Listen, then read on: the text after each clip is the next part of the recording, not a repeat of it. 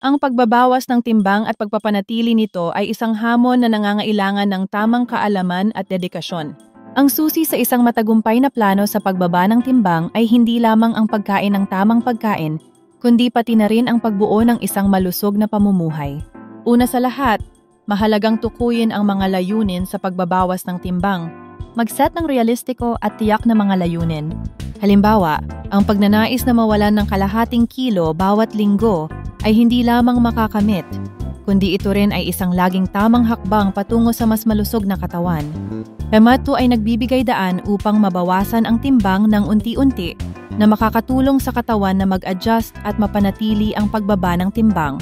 Isang mahalagang bahagi ng planong ito ay ang tamang nutrisyon.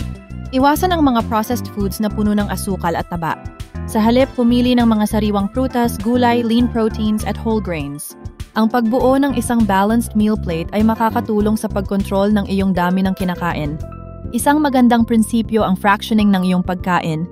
Kumain ng mas maliit na bahagi sa mas madalas na agwat. Kasunod ng planong pangnutrisyon, ang regular na ehersisyo ay isang mahalagang aspeto. Isama ang aerobic exercises tulad ng pagtakbo, paglalakad, o pagbibisikleta sa iyong lingguhang schedule. Ang pag-dedicate ng hindi bababa sa 150 minuto ng moderate intensity aerobic activity kada linggo ay makakatulong upang mas burn ang calories. Huwag kalimutan ang strength training na nagbibigay ng mga benepisyo para sa kalusugan ng iyong mga buto at kalamnan. Bukod dito, ang pagtulog at pagkontrol sa stress ay dapat ding isama sa plano. Ang kakulangan sa tulog at mataas na antas ng stress ay maaaring humadlang sa o kahit na magpabalik sa iyong mga naunang layunin sa pagbaba ng timbang. Maglaan ng oras para sa relaxation at meditation at tiyak na kumuha ng sapat na tulog tuwing gabi. Sa wakas, ang susi sa pagpapanatili ng tamang timbang ay ang pagkakaroon ng disiplina at pangako. Maging handa sa hamon at intindihin na ang pagkakaroon ng mga setback ay bahagi ng proseso.